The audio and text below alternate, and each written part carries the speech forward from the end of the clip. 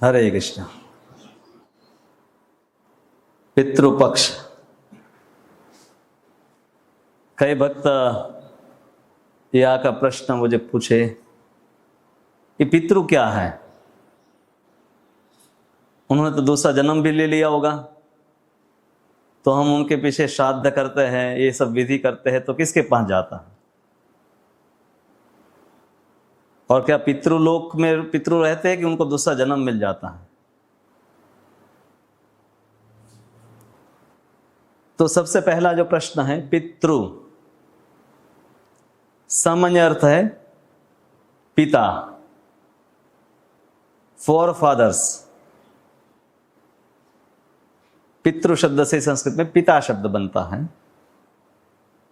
और ये सब समझते हैं कि पितृ यानी कि हमारे पूर्वज, जैसे जिनका देहांत हो गया, हो सकता हमारे पिता, उनके पिता, उनके पिता।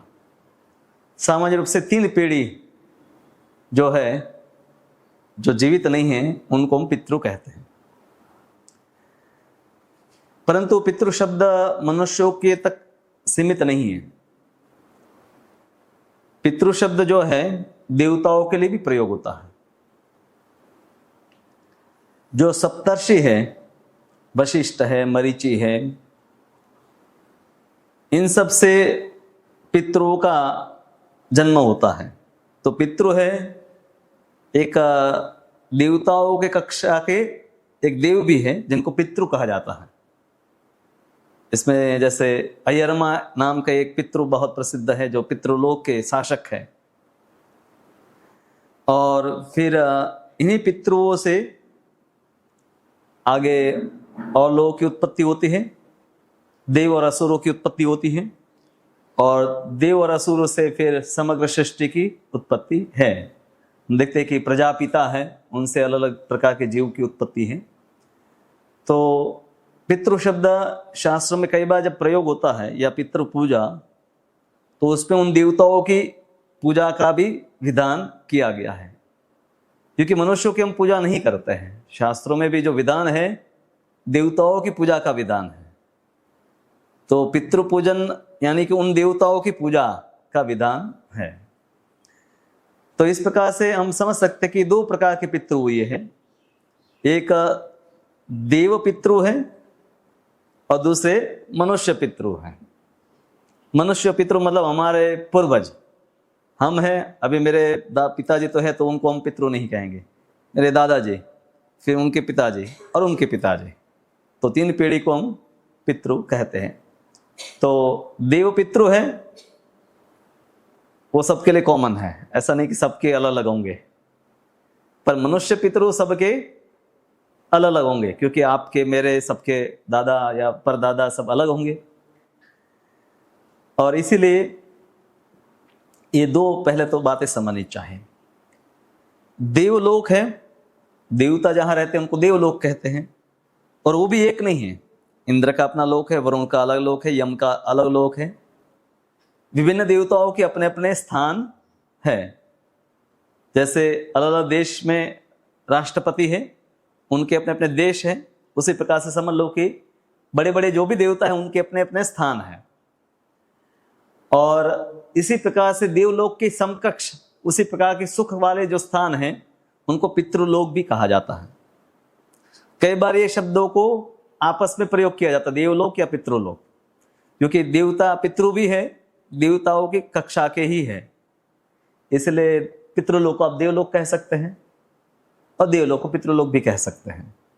उन पितृलोकों को, जैसे देवलोक को वही प्राप्त करते हैं जो पुण्य करते हैं।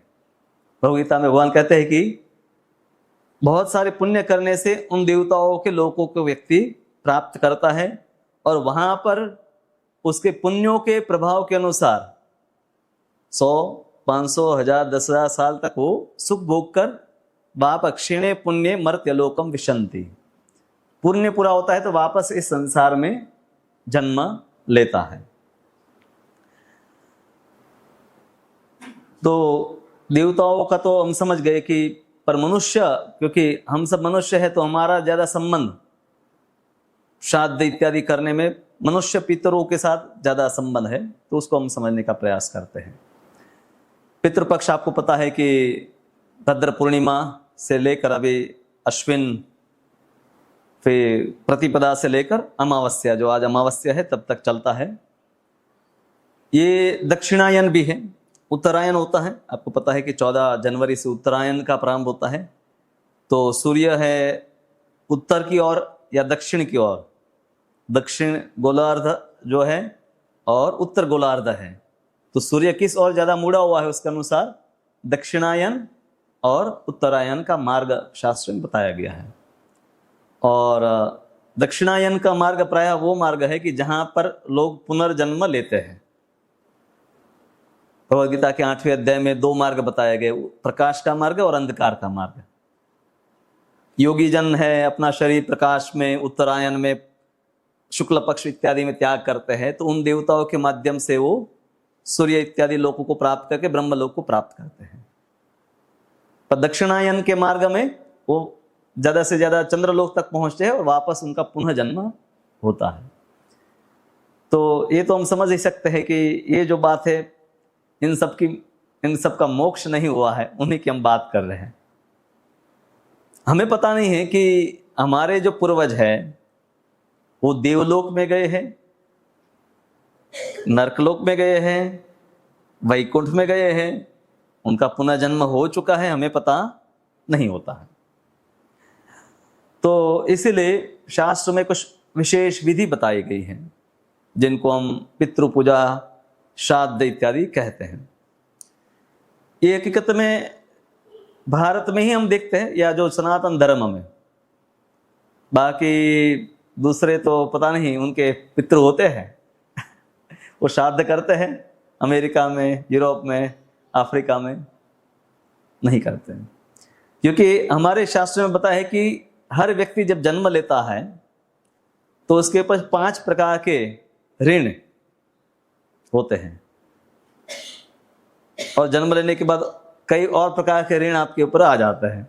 बैंक का ऋण, कार की लोन है, मकान का EMI है, मोबाइल के लिए भी अभी लोग EMI कर रहे हैं।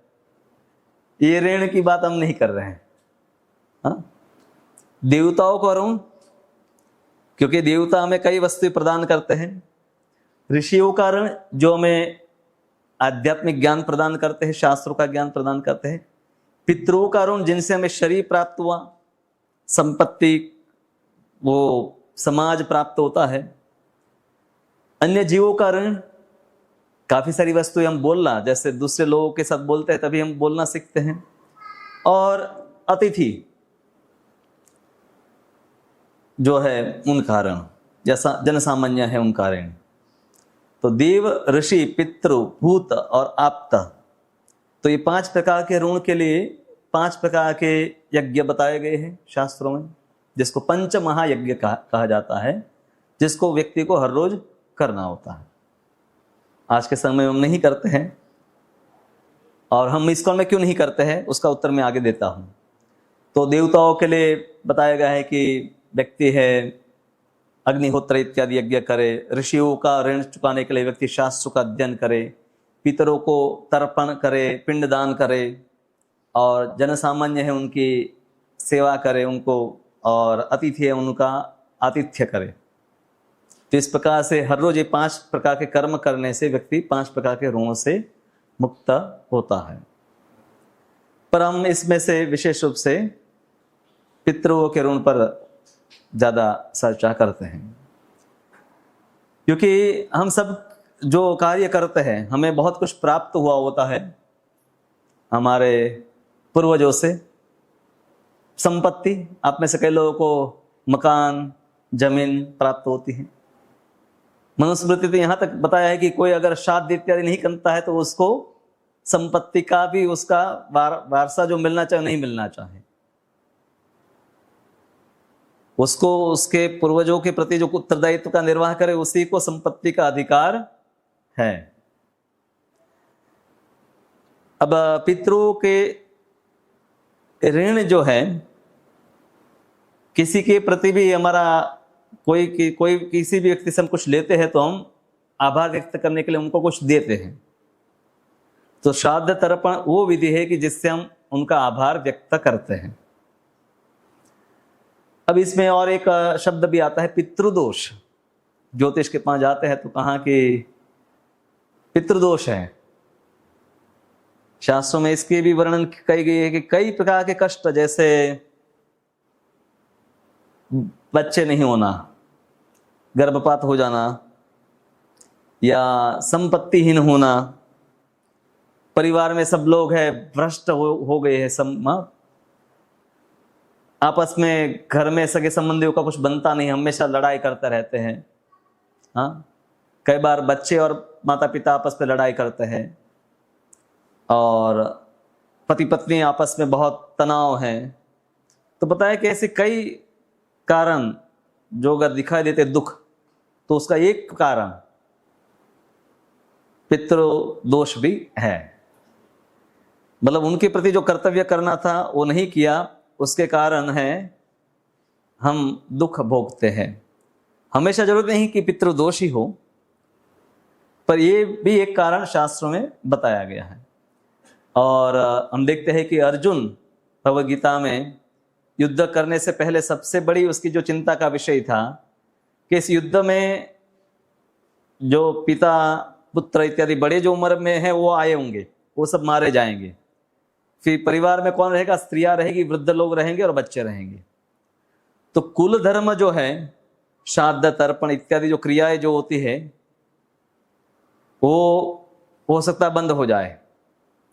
और उसके कारण है जो मर चुके हैं उनकी दुर्गति हो, और उनकी दुर्गति होने से उनके वंशज दुखी होंगे, और इस प्रकार से पूरा समाज है अधर्म में जाएगा। तो इसलिए अर्जुन कहता था कि मुझे युद्ध नहीं करना चाहे, क्योंकि मेरे युद्ध करने से समाज में अधर्म की वृद्धि होगी। क्योंकि कुल धर्म जो है, परंपराएं है वैदिक संस्कृति की, वो परंपराएं नष्ट हो जाएगी। इवन भारत में से लोग विदेश नहीं जाते थे, इसका भी कारण ये है कि मलेच्छ देशों में जाएंगे तो वहां पर धर्म का आचरण नहीं कर पाएंगे। गांधी जब अफ्रीका पहली बार जाते, लंदन पहले तो जाते पढ़ाई करने, तो उनके घर में से उसको प्रतिज्ञा लेवाते हैं कि तुम कभी शराब को हाथ नहीं लगाओगे, मांस नहीं खाओगे।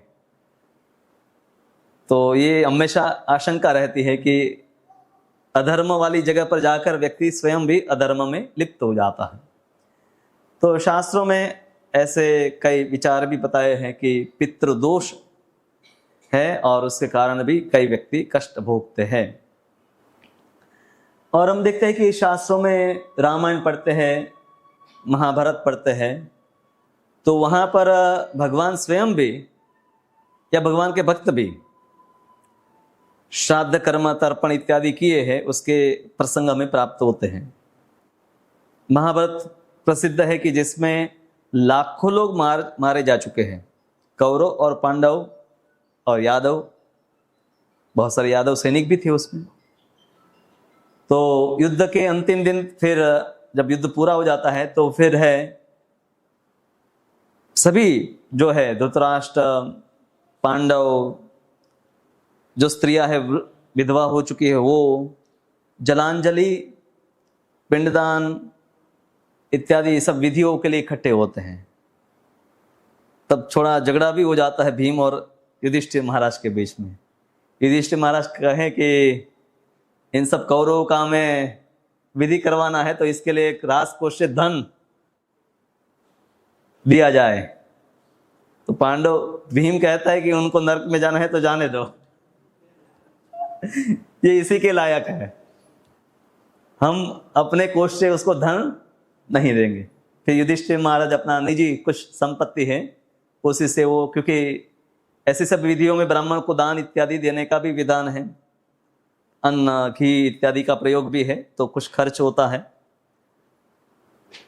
पर यह है कि शास्त्रों में वर्णन आता है, इवन जब रावण का वध हो जाता है तो भगवान विभीषण को कहते हैं कि अब तुम अपना कर्तव्य जो है, भाई रावण कितना भी दुष्ट था, अब वो मर चुका है, अब उसकी पहचान जो थी वो उस शरीर के साथ समाप्त हो गई, अब उस जीव का कल्याण हो उसके लिए तुम कार्य करो। और शास्त्रों में बहुत विस्तृत रूप से श्राद्ध इत्यादि के कर्म बताए हैं। उतनी विस्तृतता में हम नहीं जाएंगे कि कौन से दिन क्या क्या कर्म करने हैं, पितरों को क्या अर्पण करने से क्या किस प्रकार का लाभ मिलता है। पुराणों में अनेक प्रसंग है और महाभारत में खास करके बहुत विस्तार से बहुत सारे प्रसंग बताए हैं श्राद्ध कर्म करने के।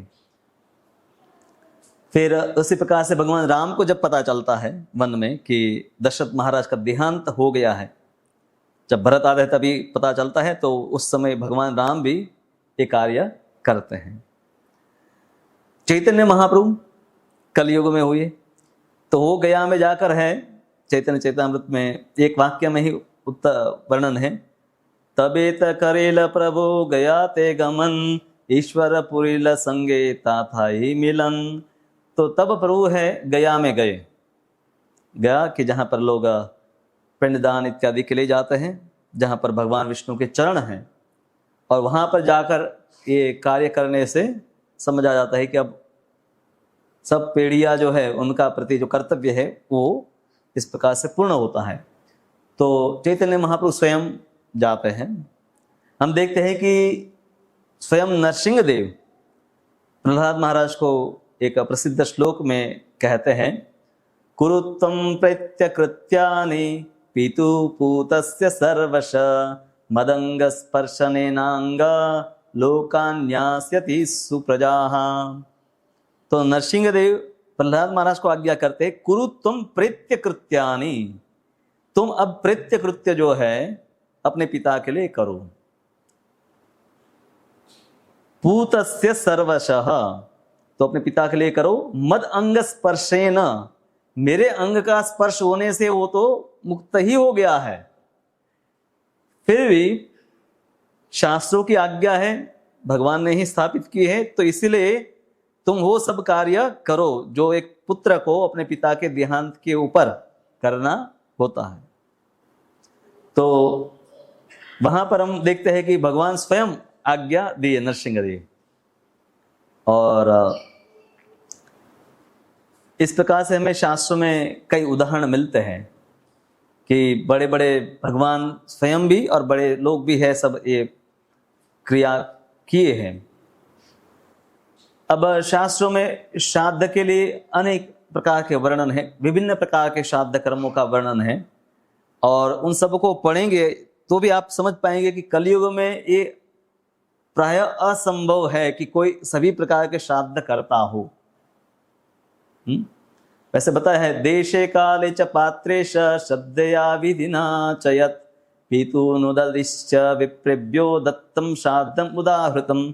व्यक्ति को देश काल पात्र के अनुसार है श्राद्ध करना चाहे, जिसमें वो ब्राह्मण को बुलाए और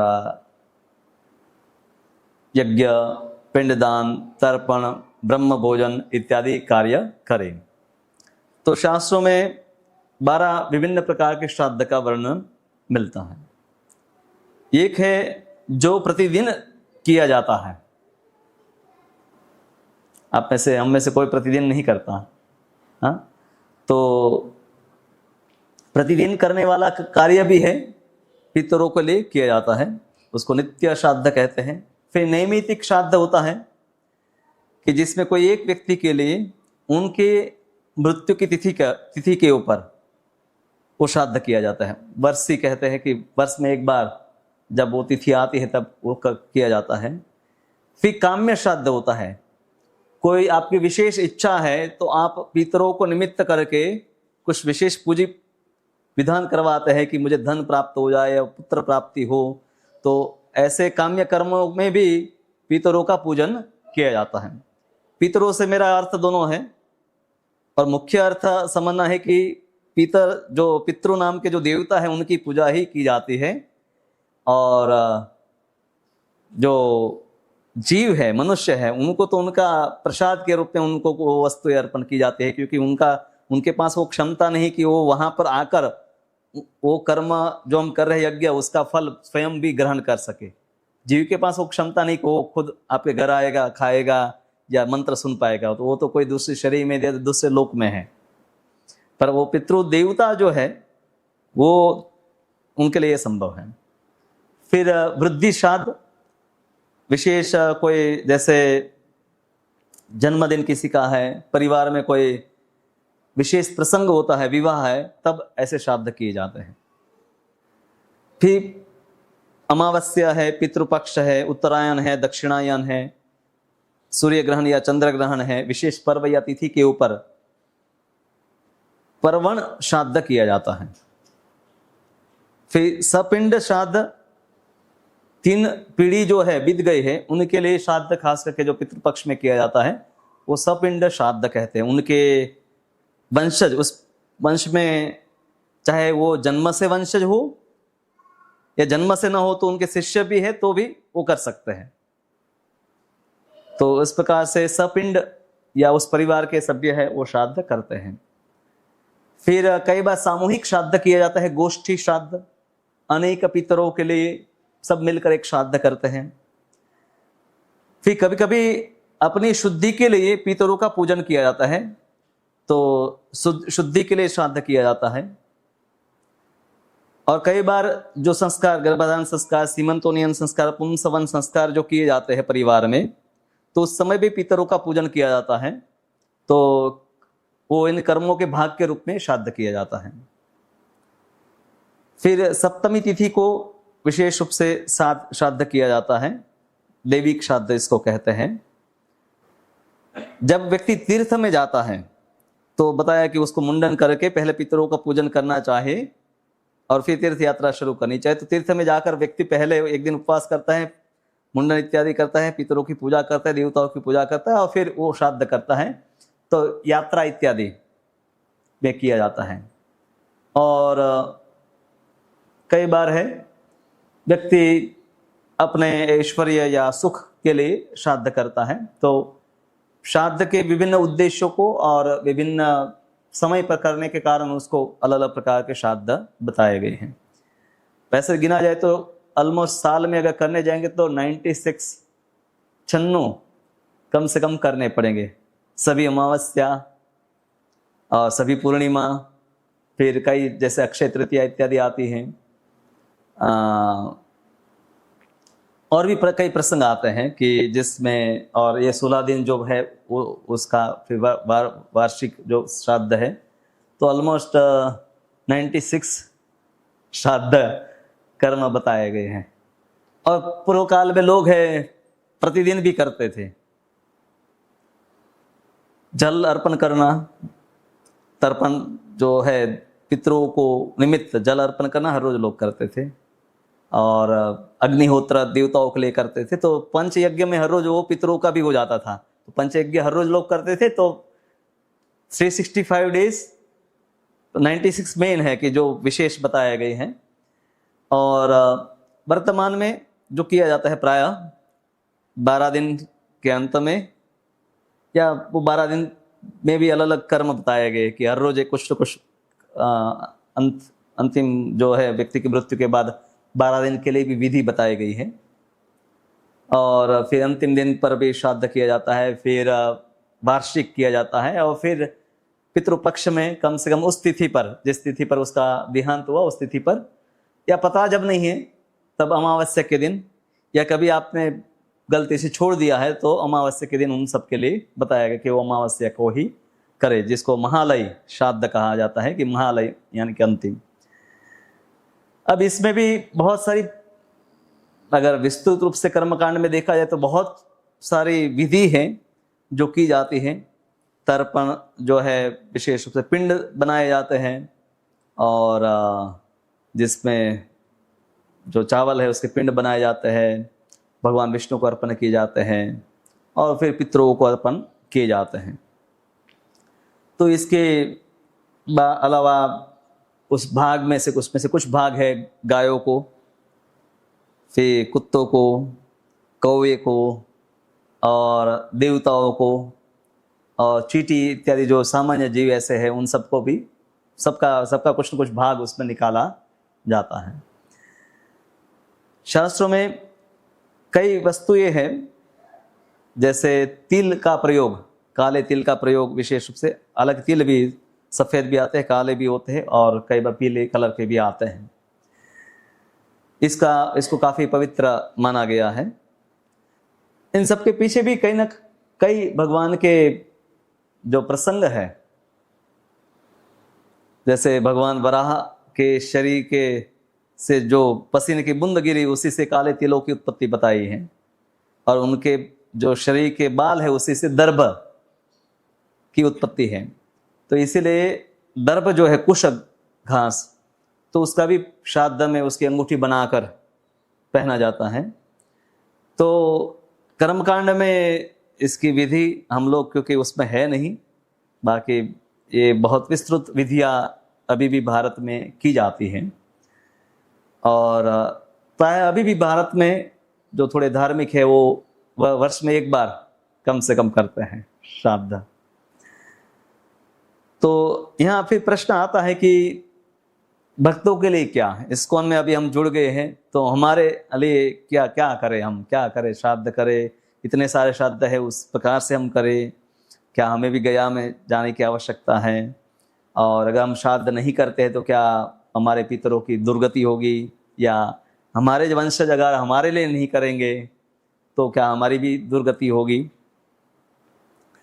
तो इस सब के ऊपर हमें परंपरा में जो आचार्य हुए हैं उन्होंने क्या निर्देश दिए हैं उसी को ध्यान में लेना चाहिए।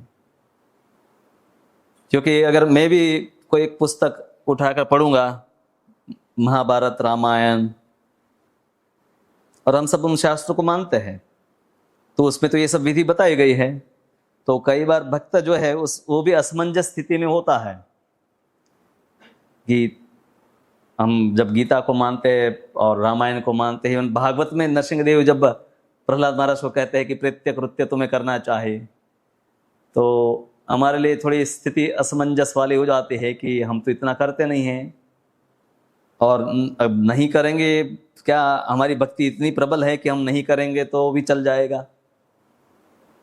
क्योंकि शास्त्र में ये भी उक्ति है भागवत में, तावत् कर्माणि कुर्वीत न निर्वद्येत यावता मत कथा श्रवणादो वा श्रद्धा यावन्न जायते। तो भगवान स्वयं कहते हैं कि जब तक मेरी कथा श्रवण में पूर्ण श्रद्धा न हो तब तक तावत कर्माणि कुर्वीत न निर्विद्येत यावता, तब तक व्यक्ति को वर्ण और आश्रम के सब नियमों का पालन करते रहना चाहिए। तो आप कह सकते हैं कि अभी तो हमारी तो श्रद्धा इतनी पक्की नहीं थी कि हम आते हैं भागवत सुनते हैं, पर क्या हम अनर्थों से मुक्त होकर निष्ठा के स्तर पर आ गए हैं, शुद्ध भक्त बन गए हैं। तो भगवान की चेतावनी भी है कि व्यक्ति को तब तक वो सब कर्म करते रहने चाहिए जब तक मत कथा श्रवणादो व श्रद्धा यावन्न जायते, जब भगवान की कथा इत्यादि में श्रवण करने में पूर्ण श्रद्धा ना हो तब तक व्यक्ति को वर्णाश्रम के उन सब कर्तव्यों को करना चाहे।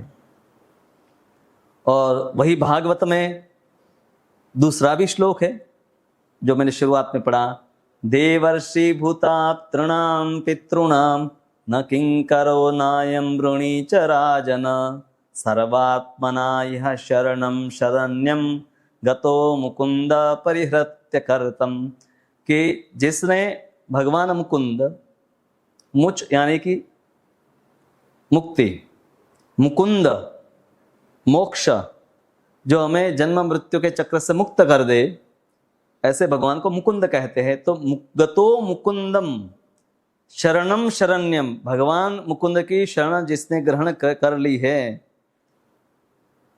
जो सर्वात्मा है, वो हे राजन देव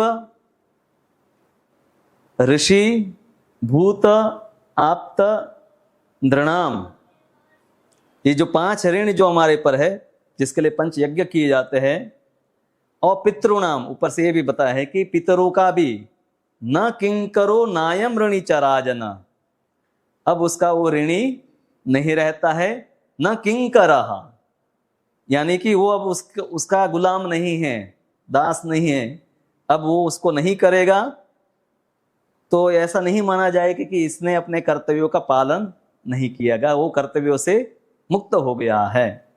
तो भागवत में दोनों श्लोक मिलते हैं और ये दोनों श्लोक 11वें स्कंद में ही हैं। एक भगवान कहते हैं और एक वहां पर सुखदेव गोस्वामी है, परीक्षित महाराज को बता रहे हैं। और वही भागवत में 7वें स्कंद में नरसिंहदेव प्रहलाद महाराज जैसे शुद्ध भक्तों को कहते हैं कि तुम्हें प्रेत्य कृत्य जो है वो करने चाहिए।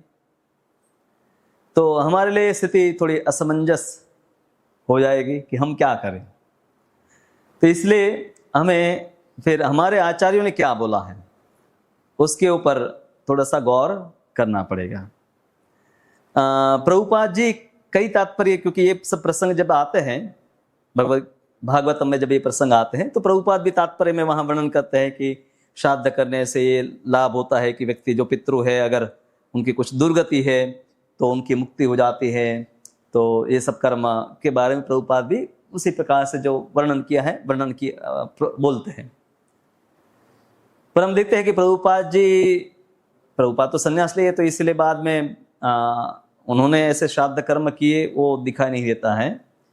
और प्रभुपाद जी के गुरु महाराज से भक्ति सिद्धांत सरस्वती ठाकुर, उन्होंने विशेष रूप से इसके ऊपर बहुत कुछ लिखा भी है और कई वस्तुओं के ऊपर भार देकर बोला भी है। तो इसलिए हम अगर कुछ वस्तुएं प्रभुपाद जी की शिक्षाओं से हमें स्पष्ट नहीं हो रही है तो हम फिर उनके गुरु महाराज ने क्या लिखा है कि प्रभुपाद भी व्यवहार में उसी का पालन किए हैं, तो उनको थोड़ा देखना पड़ेगा। तो हमारे गुरु महाराज ने भक्ति सिद्धांत सरस्वती ठाकुर के ऊपर ग्रंथ भी लिखा है, भक्ति सिद्धांत वैभव। 25 साल पूरा अध्ययन करके बहुत विस्तृत रूप से ग्रंथ लिखा है और अंग्रेजी में है, आप पढ़ सकते हैं। तो उसी में एक आर्टिकल है जिसमें भक्ति सिद्धांत महाराज इन विषयों के बारे में बताए हैं। तो ये तो हम जानते हैं कि जब तक व्यक्ति जैसे मृत्यु के बाद है 12 दिन तक अशौच में रहता है, अशुद्ध अवस्था में रहता है। और भक्त कहते हैं ना कि हम मंदिर नहीं जा सकते हैं, अशुद्ध है। और उसमें फिर जाति के अनुसार अलग अलग समय भी बताया गया है, 12 दिन, 15 दिन, और प्राय शास्त्र में बताया शूद्रों के लिए 1 महीना अशुद्ध अवस्था।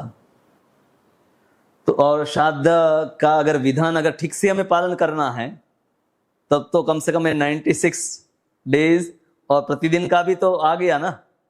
और शास्त्र का हम पालन करने जाएंगे तो प्रतिदिन भी करना है, हर महीने में भी कुछ करना है, साल में एक बार करना है। तो मुख्य वस्तुएं करनी है। और हम ये भी समझते हैं, और बंगाल में रघुनंदन करके एक ब्राह्मण हुए, ये प्रसिद्ध है, जो कर्मकांड में उन्होंने एक किताब लिखी है और उनके अनुसार ही लोग वहां पर अभी भी श्राद्ध कर्म करते हैं बंगाल में, जिसमें पितरों को मछली इत्यादि का भी अर्पण उनको करना, वो सब लिखा गया है। और पुराणों में भी ऐसे प्रसंग आपको मिलेंगे जिसमें पितरों को मांस इत्यादि भी अर्पण करने की बात लिखी गई है। एक वैष्णव इसको कैसे समझे? क्या वैष्णव को भी विचार करना चाहिए कि हमें अपने पितरों को स्वर्ग में उनका जो ड्यूरेशन है 10 साल रहने वाले तो 15 साल रह ले, तो हम यहाँ से पुण्य करते रहे। जैसे हमारे माता पिता विदेश घूमने गए हैं तो उनके पास पैसे खत्म अभी होने आए हैं, तो कहते हैं बेटा पैसे भेजो, जितना तुम जब भेजते रहोगे उतना दिन में ज़्यादा अमेरिका में रह पाऊंगा और फिर मैं एंजॉय करूंगा यहाँ। तो जो भी है थोड़ा सा पिता जिससे आ सकता है वो तो चाहेगा ना कि ठीक है हमारे माता पिता एंजॉय कर रहे हैं तो हम यहाँ से पैसे भेजते रहे। तो वैष्णव तो स्वयं भी भोग में नहीं लगता है, तो वो कैसे इवन अपने पितरों को भी विचार करे कि वो भी ऐसे भोग में स्वर्ग में पितृलोक में भोग करते रहे। तो सामान्य विचारधारा ये है, क्योंकि संसार में हर व्यक्ति स्वयं के लिए और अपने जिसको वो अपना कहता है उन सब के लिए भोग चाहता है। इस लोक में या परलोक में उनको अच्छी गति प्राप्त हो, अच्छा जन्म, अच्छा खाना पीना रहना सब प्राप्त हो, और उनको धर्म में प्रवृत्त करने के लिए शास्त्रों में ये विधान है। क्योंकि हर व्यक्ति अपने पिता या पिता के पिता उनके प्रति कुछ ना कुछ आसक्ति रहती है और वो चाहता है कि वो सुखी रहे, और साथ में ये भी बताया है कि उनके सुख से तुम्हें भी सुख मिलेगा। पितर सुखी होंगे तो आपको भी धन, पुत्र, शांति, स्वास्थ्य इत्यादि प्राप्त होगा। तो व्यक्ति अपने सुख का भी विचार करके भी पितरों का लिए कार्य करता है। तो भक्ति सिद्धांत महाराज बताते हैं कि सामान्य रूप से जो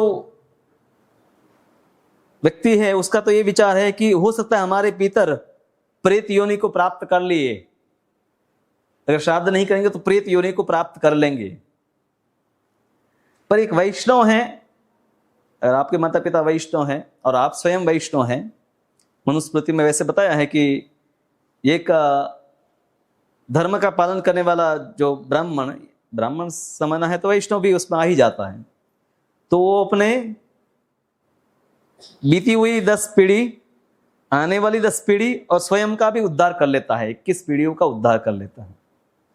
आने वाली पीढ़ियों का कैसे उद्धार होगा, अभी तो वो तो आई नहीं। यानी कि उनके धर्म के पालन करने से आने वाली पीढ़ी भी धर्म में प्रवृत्त रहेगी और इसीलिए उनका भी उद्धार हो जाएगा। अभी तो आया नहीं है तो कैसे उद्धार की बात नहीं, पर विचार ये है। तो वैष्णव को तो ये कोई चिंता नहीं है कि प्रेत योनि में जाना है या स्वर्ग लोक में अधिक रहना है। और अद्वैत आचार्य, आप देखिए चैतन्य महाप्रभु के समय में अद्वैत आचार्य जो स्वयं उत्कृष्ट ब्राह्मण थे, उन्होंने श्राद्ध के लिए श्राद्ध पात्र जो भी पहले जिस ब्राह्मण को भोजन करवाया जाता है तो उसमें उन्हें हरिदास ठाकुर को आमंत्रित किया, जो ब्राह्मण नहीं थे, हिंदू भी नहीं थे, जन्म से तो मलेच्छ परिवार से थे। पर हरिदास ठाकुर को आमंत्रित करके उन्होंने सब ब्राह्मण को बताया कि वैष्णव ही अधिकारी है भगवान का प्रसाद पहले ग्रहण करने का, और उनको संतुष्ट करने से ही सभी पितर जो है वो भी संतुष्ट हो जाते हैं। तो एक भौतिकवादी व्यक्ति है, उसका विचार पूरा भिन्न है श्राद्ध को लेकर, और इसीलिए रघुनंदन या ऐसे कई ब्राह्मणों ने जो कर्मकांड के पुस्तक लिखे हैं, उनको भक्ति सिद्धांत महाराज अपने समय में ही उनके शिष्य आकर जब पूछते थे, क्योंकि सब लोग तो वही कर रहे हैं, तो भक्ति सिद्धांत महाराज मना कर देते थे। और जो भक्ति सिद्धांत महाराज के निर्देश को समझते थे, पालन करते थे कि गुरु महाराज कहते हैं वो वही श्रेष्ठ है, वही हमें करना चाहे, वो उस कर्मकांड की विधि को उस समय में भी नहीं करते थे। आज से जब 100-125 साल पहले की बात है कि जब भारत में बहुत ही रूढ़ी बनी हुई है, और उस समय आप गांव में है, सब लोग आपको जानते हैं, आप नहीं करते हैं तो तुरंत गांव में बातें होने लगती है कि इन्होंने उस प्रकार से श्राद्ध नहीं किया।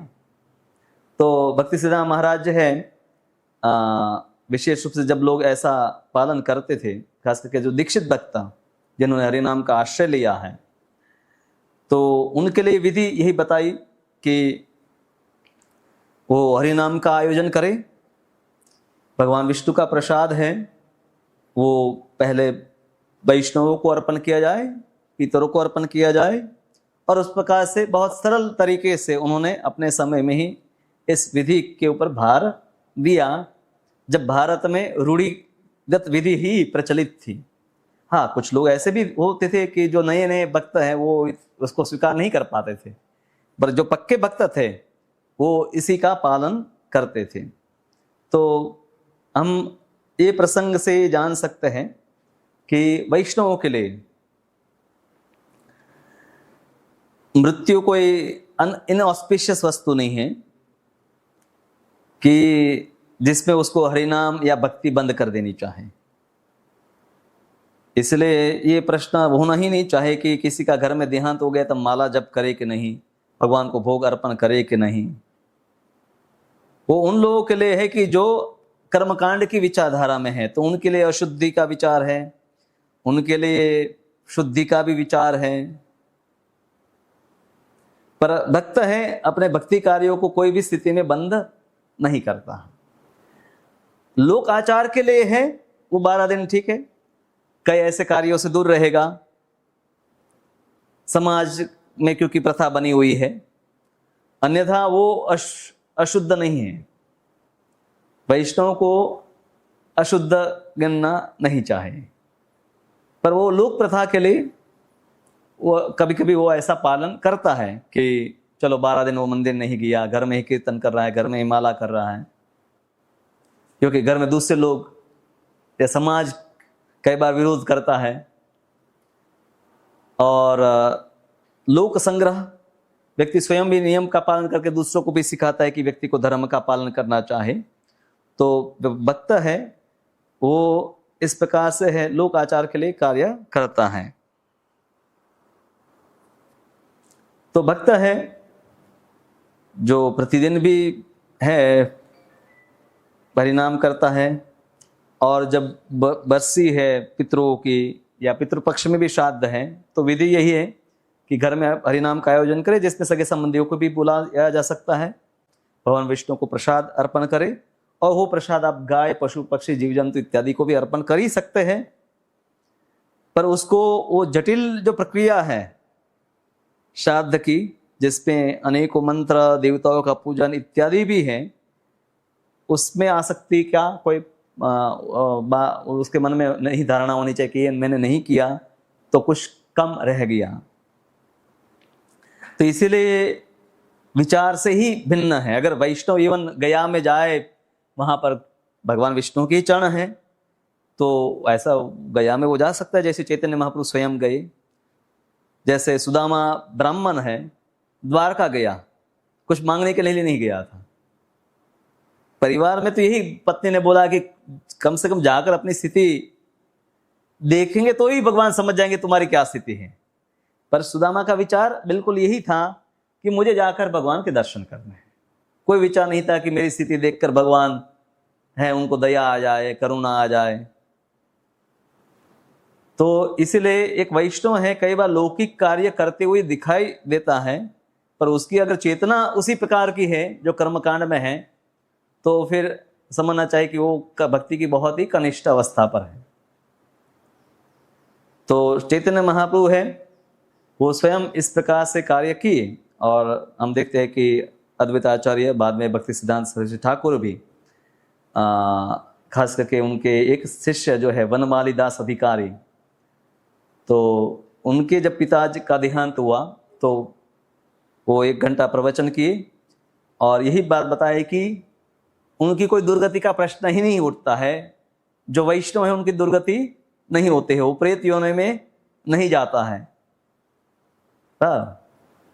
तो इसलिए उनके प्रति ये विचार ही अपराधपूर्ण हो जाएगा कि हम उनको एक सामान्य मनुष्य अगर समझते हैं। हाँ, तो यहां पर है भक्ति सिद्धांत महाराज अपने शिष्यों को कहते हैं कि तुम्हारे पिता तो भगवान के भक्त थे, वो भगवान के धाम में गए हैं और इसलिए कीर्तन करना चाहे, उसमें कोई शोक व्यक्त करने का नहीं है, और उनका कोई दूसरा जन्म होने वाला नहीं है, और इसलिए ऐसे कर्मकांड से उनको मुक्ति या उच्च पद दिलाने का कोई विचार जो है वो भी उपयुक्त वैष्णव के लिए नहीं है, और भगवान का प्रसाद सबको बांटा जाए, यही सबसे अच्छा तरीका है। क्योंकि जब भक्ति कार्य में भी जब हम फ्रूटी मेंटालिटी, सकाम भावना के साथ भक्ति करते हैं, तो वो भक्ति फिर शुद्ध भक्ति नहीं रह जाती है। कभी कभी भक्ति में व्यक्ति आ जाता है, हरिनाम लेता है, इसको में दीक्षा भी लेता है, फिर भी वो सकाम भावना, कर्मकांड की भावना से मुक्त नहीं हो पाता है। तो उससे व्यक्ति को मुक्ति लेनी होगी, तब जाकर है वो अपना कुछ कल्याण कर पाएगा। इसलिए जो हरिनाम लेता है उनको कोई ये विचार ही नहीं होना चाहिए कि मेरा एक्सटेंशन होता रहे पितृलोक में। श्राद्ध में विचार यही है ना कि जो पीतर चले गए, अब ये थोड़ा कुछ प्रश्न सामान्य है कि पीतर कहाँ पर है, हमारे पूर्वज जो है, जैसे मेरे दादाजी नहीं हैं, आपके भी शायद आपके सब ज्यादातर लोगों के एटलीस्ट पिताजी होंगे, पर पिताजी के पिताजी नहीं होंगे, तो कहां पर है? प्राय हम समझते कि उन्होंने दूसरा जन्म ले लिया है, पर साथ में भी हम समझते हैं कि मृत्यु के 12 दिन के बाद जब उनका निर्णय होता है, यमराज निर्णय करते हैं, तो 12 दिन की उनकी जो यात्रा है उसमें भी उनको भूख प्यास इत्यादि लगती है, और कभी कभी दूसरा जन्म भी उसने ले लिया है, तो उनके पीछे कुछ श्राद्ध नहीं, कुछ कर्म नहीं किए गए। जैसे कर्ण का उदाहरण महाभारत में देख दिया जाता है कि कर्ण ने स्वर्ण का दान बहुत जीवन भर किया, पर अन्नदान और जलदान नहीं किया था, तो स्वर्ग में जाने के बाद भी उसको भूख और प्यास सताती थी। तो देवताओं ने कहा कि तुम्हें ये दान जाकर करना पड़ेगा, तब जाकर तुम यहाँ सुख से रह पाओगे। तो वो आता है पितृपक्ष में, और 15 दिन है अन्नदान जलदान करता है, तब जाकर वहां पर उसको वो सब वस्तु प्राप्त होती है। तो एक सामान्य जो जीव है उनके लिए पुण्यशाली है, तो उस पुण्य के प्रभाव में उनको पितृलोक प्राप्त होता है। वो एक नहीं है, अनेक है, क्योंकि देवलोक को भी कई बार पितृलोक बोला जाता है, और देवताओं को भी, मैंने कहा कि देवता भी है, वो उनका भी उल्लेख है शास्त्रों में पितरों के रूप में किया गया है। जैसे कि पुराणों में कई प्रकार के पितरों का वर्णन किया गया है। सोम सदस्य, अग्निश्वात, बर्हिषत, सोमपा, हविर्भुक, आजप्या और सुकालिक, इस प्रकार से 7 प्रकार के पितरों का वर्णन है। क्योंकि इसमें मैंने शुरुआत में बताया कि देवताओं में भी पितरों है, और मनुष्य पितर जो भी है, जो हमारे फॉर फादर्स है, वो भी उस लोक में जाकर रहते हैं, पर वो परमानेंट नहीं है। उनका पुण्य पूरा होता है तो वो पितृलोक को छोड़ देते हैं, पर जो पितृ देवता है वो तो पितृलोक के निवासी है। उनको जो ब्रह्मा जी का कल्प है तब तक उनकी स्थिति पितृलोक में ही बनी रहती है, और जो देवता है वापस पुनः सृष्टि जब होती है तो वापस पितृ है, वो सप्तर्षि उसको प्रकट करते हैं। तो सोम सदस्य है, साध्य देवताओं के पितृ है। अग्निश्वात नाम के पितृ देवता है, वो देवताओं के पितृ है। फिर बर्हिषत नाम के जो पितृ है, जिनकी उत्पत्ति अत्रि से हुई, जो दैत्य दानव यक्ष गंधर्व सर्प राक्षस और किन्नर इत्यादियों के उनके पितृ गिने जाते हैं। फिर भृगु से उत्पन्न जो सोमपा नाम के पितृदेव है, वो ब्राह्मणों के पितृ है। फिर अंगिरस से हविर्भुक नाम के पितृ उत्पन्न होते हैं, जो क्षत्रियों के पितृ माने गए हैं। और आजप्या जो पुलस्त्य से उत्पन्न होते हैं, वो वैश्यों के पितृ है। और सुकालिक जो वशिष्ठ से उत्पन्न है, वो शूद्रों के पितृ है। तो सप्तर्षियों से भी उत्पन्न होते हैं एक प्रकार के देवता, जिनको पितृ बोला जाता है। ये पितृलोक में नित्य निवास करते हैं, वो वहां के अधिष्ठाता है। पर हमारा जो मनुष्य पितृ है, वो तो अपना पुण्य का जो अगर समय पूरा है तो उस उतने समय तक पितृलोक में रहकर निवास करते हैं, और जब तक उनको पुण्य का फल प्राप्त होता रहते श्राद्ध इत्यादि से, तो भी वहां पर सुख भोगते हैं और फिर वापस दूसरा जन्म ले लेते हैं। पर कोई ऐसे भी होते हैं कि जो पितृलोक के योग्य नहीं है, जिनका नर्क लोक में निवास है या दूसरा जन्म उन्होंने प्राप्त कर लिया है, तो वो भी उनके वंशजों के द्वारा जब शादी इत्यादि कर्म किए जाते हैं, तो उन कर्मों का लाभ उन पितृदेवताओं के माध्यम से प्राप्त करते हैं।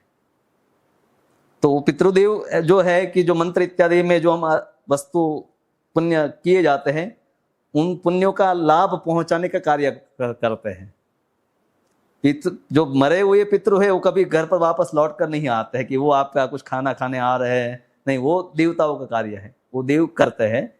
और जहां पर भी वो जीव है, वहां पर उस बताया गया है कि अगर मान लीजिए वो एक पशु के शरीर में है, हमारे पूर्वज गाय का शरीर अगर मिल गया है, तो यहाँ श्राद्ध करने से उनको हरा घास मिलेगा, उनको उसी जीवन में कुछ सुविधाएं प्राप्त होगी हमारे पुण्यों के प्रभाव से।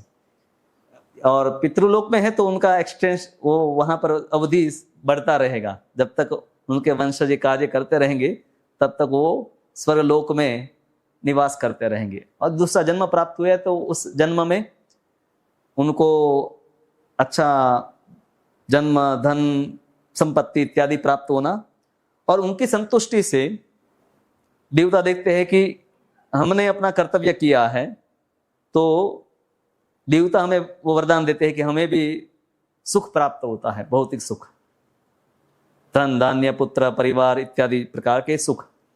तो ये विधि जो है शास्त्रों में भगवान ने ही बनाई है कि जिससे हर व्यक्ति धर्म में लगा रहे, क्योंकि व्यक्ति को अपने स्वार्थ भी है कि इनको संतुष्ट करने से मुझे भी सुख मिलेगा, और आसक्ति के कारण भी वो सुखी उनको करना चाहता है।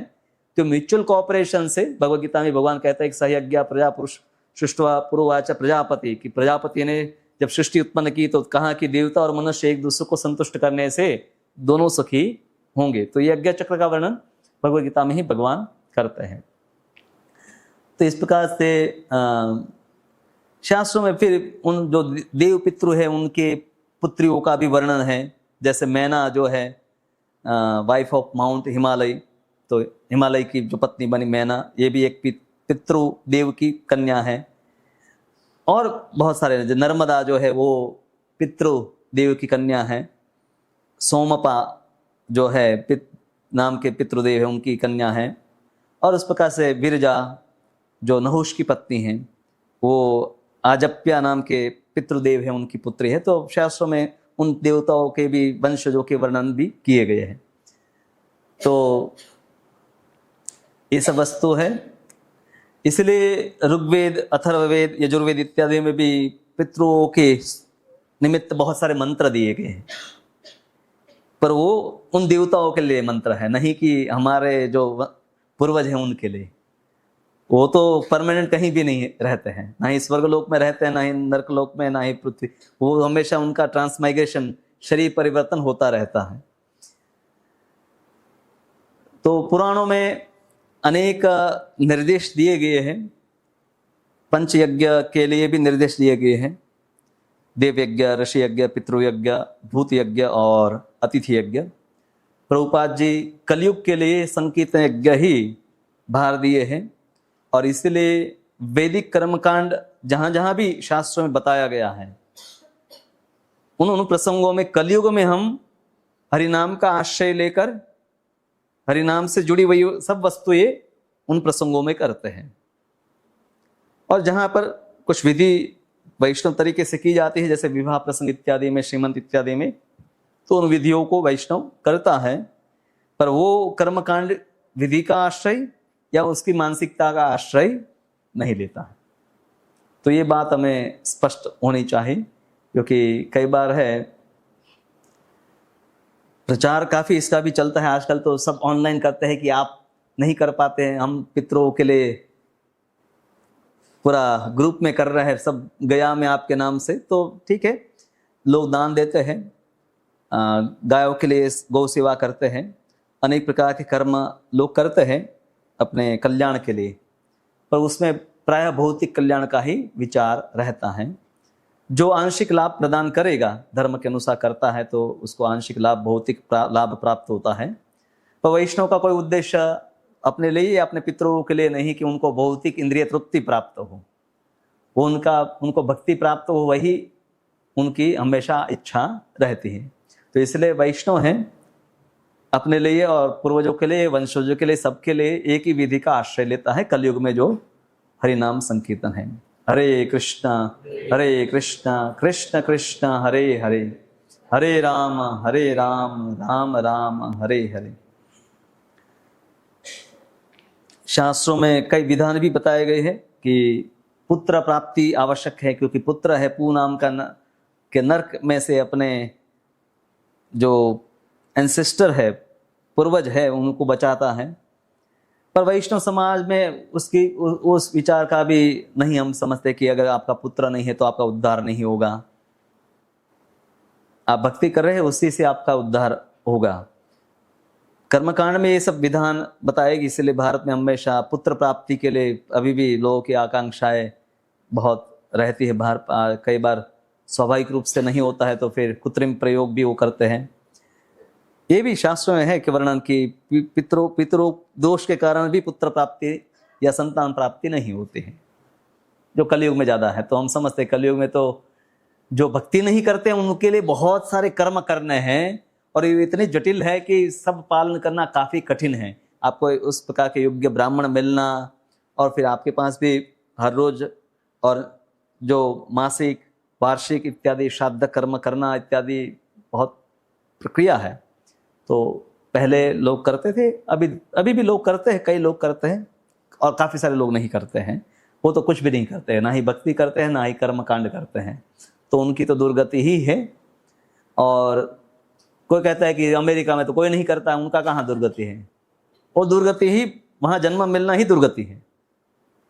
मलेच्छ और यवन प्रदेशों में जन्म लेना ही दुर्गति है, क्योंकि वहां व्यक्ति और अधिक से अधिक पाप करता रहता है। तो उनकी कोई सदगति या सत्कर्म नहीं है। सत्कर्म होता है उनका जन्म भारत जैसे पुण्यशाली प्रदेशों में होता है, सनातन धर्म में होता है। तो ये कुछ वस्तुएं जो मैंने थोड़ा अध्ययन किया उसके अनुसार आपको बताया। और भी बहुत सारी वस्तुएं हैं, कई कथाएं भी है पुराणों में पितरों के संबंध में। कई बार बहुत वो इतना जटिल होता है कि आप समझ नहीं पाते हैं, क्योंकि समय अलग था, प्रसंग अलग थे, और वर्तमान में हम अलग समय में और परिस्थितियों में हैं। तो कई वस्तुएं हमारे लिए काफ़ी उपयुक्त भी नहीं रहता है समझने के लिए। तो महाभारत में ऐसे कई जटिल चर्चा है श्राद्ध को लेकर। मैंने पढ़ने का भी प्रयास किया, पर कई वस्तुएं इवन पढ़ने के बाद भी स्पष्ट नहीं होती क्या कहना चाह रहे हैं। तो वैदिक संस्कृति में बहुत विस्तृत प्रक्रिया ये सब हुआ करती थी। अभी आपके प्रश्न लेते हैं। कुछ प्रश्न राधा श्याम प्रभु ने मुझे लिख कर भेजे हैं, और आपके कोई प्रश्न है तो बोल सकते हैं। माइक में तो नहीं, पर ऐसे ही बोल सकते हैं।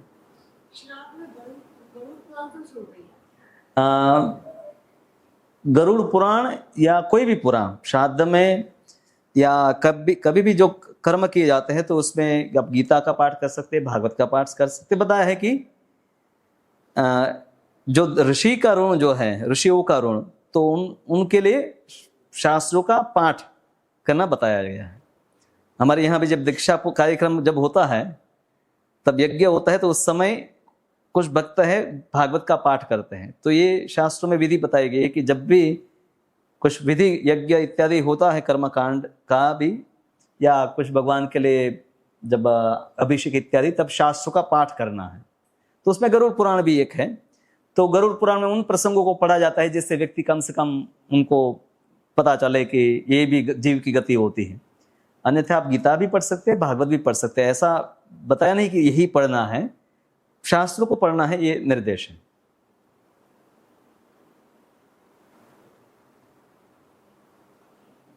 और बढ़ता प्रश्न आपके? हाँ, आजकल कैसा नहीं तो लोग रजिस्टर्ड मैरिज करते हैं। हाँ, ऐसे विवाह नहीं करते। हाँ, वो तो धर्मपत्नी नहीं हुई फिर। भारत में विवाह के लिए जो है मैरिज रजिस्ट्रेशन एक वस्तु है जो विवाह करने के बाद करना होता है, और जो दूसरा है स्पेशल मैरिज एक्ट जिसको कहते हैं, जिसमें 3 महीने की आपको नोटिस देनी है, और वहां जाकर आप ऑफिशियली फिर जो भी गवाह है उसके सामने। तो वो एक लीगल प्रोसीजर सरकार ने बनाई है, पर सरकार आपको मना नहीं करती कि आप आपके मान्यता के अनुसार विवाह के जो भी विधि है वो ना करें, और प्राय अधिकतर भारत में लोग करते हैं। स्पेशल मैरिज एक्ट इसलिए है क्योंकि जब अलग अलग मान्यता वाले जो विवाह करते हैं तो उनका कोई विधान नहीं है, मतलब धार्मिक विधान तो नहीं है हिंदू और मुस्लिम के विवाह का शास्त्रों में। तो इसलिए उनके लिए एक प्रोसीजर सरकार ने बनाई है, स्पेशल मैरिज एक्ट। और दूसरा है कि हिंदू में विवाह हुआ तो अब डॉक्यूमेंटेशन भी होना चाहिए, तो उसके लिए फिर उसमें सिर्फ विवाह के बाद आप सिर्फ एनरोलमेंट करते हैं, जैसे वो जन्म का दाखला या मृत्यु का दाखला बनवाते हैं, उसी प्रकार विवाह का भी एक सर्टिफिकेट आपको मिलता है। तो 2 अलग है वस्तु, पर अधिकतर लोग है विधिवत भी करते हैं भारत में। तो वो तो विधि नहीं है, वो सरकार के द्वारा बनाया गया एक सर्टिफिकेशन, जैसे हम आधार कार्ड बनवाते हैं, पैन कार्ड बनवाते हैं, उसी प्रकार से विवाह का भी एक कार्ड आपने बनवा लिया, जिससे एक सरकार के पुस्तकों में रिकॉर्ड में रहे, कल जाकर कुछ डिस्प्यूट हो तो आप कह सके कि विवाह हुआ था, ये उसके आधार है। पर वो विधि जो है, इसलिए इवन ऐसे विवाह चाहे मुस्लिम या हिंदू जो भी करे, बाद में भी वो लोग हैं अपने मान्यताओं के अनुसार भी मुस्लिम जैसे निकाह करवाते हैं, या हिंदू में ब्रह्म विवाह जो बताया गया है कि विधिवत जो किया जाता है, क्योंकि 7 अलग अलग प्रकार के विवाह है ना, तो गंधर्व विवाह है, ब्रह्म विवाह जो है उसमें विधिवत कन्यादान किया जाता है, और फिर राक्षस विवाह भी जो है जिसमें भगा कर ले जाना, जबरदस्ती ले जाना, ये विधि ये पहले भी होता था, ऐसे पहले भी ऐसे कई प्रश्न शास्त्रों में मिलते हैं। तो ओके, कुछ प्रश्न प्रभु जी ने भेजे हैं, उसको हम पढ़ते हैं।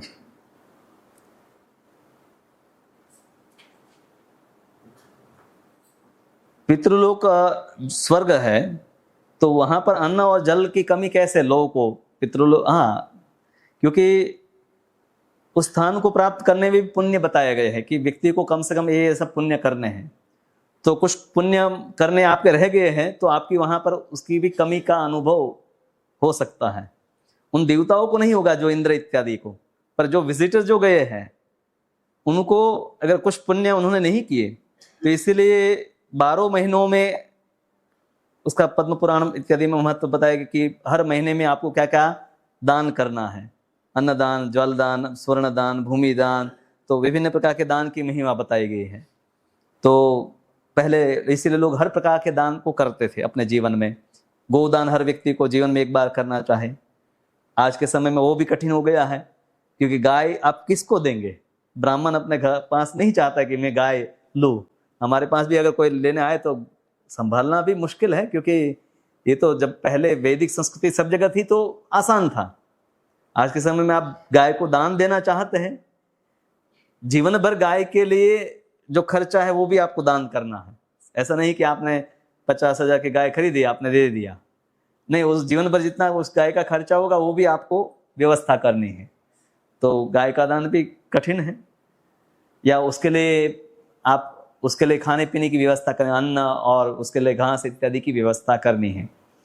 तो कभी कभी लोग ऐसे दान के लिए आते हैं, उनकी भावना है कि हमें दान करना है, पर कलयुग में ये दुष्कर हो गया है, तो फिर लोग है धन मंदिर में आते हैं।